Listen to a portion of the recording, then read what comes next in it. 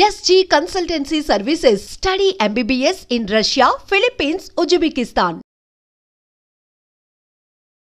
So మడమ నొప్పి heel pain చాలా మందిని ఇబ్బంది పెడుతూ ఉంటుంది. అయితే ఇది ఒక పట్టాన్ని తగ్గదని కూడా చెప్తూ ఉంటారు. మరి దీనికోసం ఫిజియోథెరపీలో ఎటువంటి ఎక్సర్సైజెస్ ఉన్నాయి? సో ఫిజియోథెరపీ అసలు దీని గురించి ఏం చెప్తుంది వివరాలు తెలుసుకుందాం. ఈరోజు మనతో పాటు ఉన్నారు ప్రముఖ ఫిజియోథెరపిస్ట్ భాను పూర్ణిమ గారు.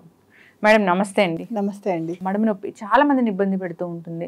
ఎందుకు ఇది వస్తుంది? ఇది వస్తే ఎందుకు ఓ పట్టాన తగ్గదు? హీల్ పెయిన్ సో మన గేట్ సైకిల్ అంటే మన నడిచే విధానం.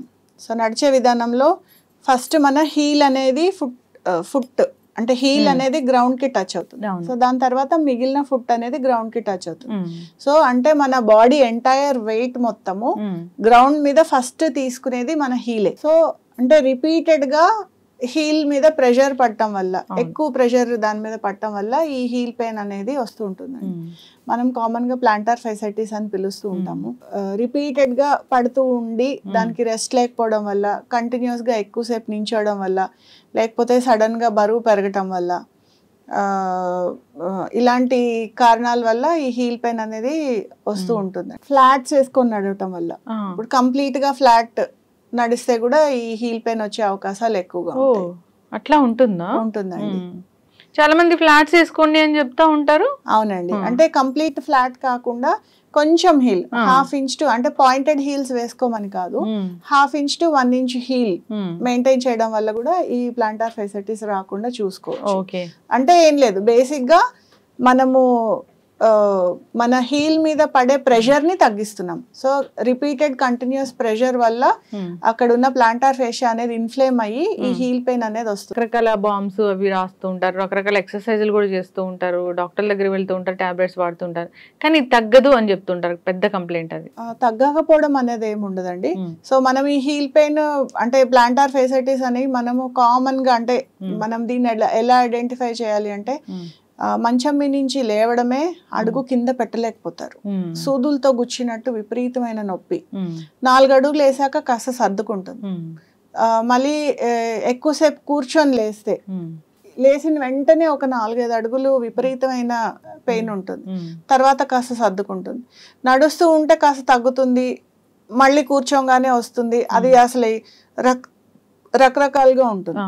సో మెయిన్ ఫీచర్ అంటే రెస్ట్ తర్వాత ఫస్ట్ అడుగు నొప్పి, ఒక 4-5 అడుగుల తర్వాత కాస్త తగ్గటం, దీన్ని మనం ప్లాంటార్ ఫైసైటిస్ కి క్లాసిక్ సిగ్నల్ అన్నమాట. సో ఇది ఉంటే ఇది అని మనము నిర్ధారించుకోవచ్చు. సో దానికి మనం ఏం చేయాలి? ఫస్ట్ థింగ్ మనం వేసుకుంటున్న ఫుట్వేర్ మార్చేయాలి. సో ఎప్పుడైనా కూడా మనము 6 మంత్స్ కంటే ఎక్కువ ఒక జత చెప్పులు వాడకూడదు. 6 మంత్స్కి ఒకసారి మనం చెప్పులు మార్చేసుకుంటూ ఉండాలి. చెప్పులు మనం సెలెక్ట్ చేసుకునేటప్పుడు కూడా కంప్లీట్గా ఫ్లాట్ కాకుండా ఒక హాఫ్ ఇంచ్ టు 1 ఇంచ్ మధ్యలో హీల్ ఉండేటట్టు చూసుకోవాలి. జత చెప్పులు కాకుండా ఒక 2-3 జతలు చెప్పులు పెట్టుకొని ఒక రోజు ఒక జత వాడితే రెండో రోజు రెండో జత వాడండి. అలా మనం హీల్ మీద పడే యాంగిల్ ని మనం మారుస్తాం. సో దాంతో ఏంటంటే కంటిన్యూస్ ప్రెషర్ మనం అవాయిడ్ చేయొచ్చు. ప్లస్ ఇంకోటి, ఇంట్లో నడిచేటప్పుడు కూడా, అంటే నిద్ర నుంచి లేవటమే చెప్పులు వేసుకొని నడిస్తే, ఇప్పుడు ఇందాక మనం చెప్పుకున్న నొప్పి ఉంది చూసారా, అడుగు కింద పెట్టడమే విపరీతం, అది కొంచెం అవాయిడ్ చేసుకోవచ్చు.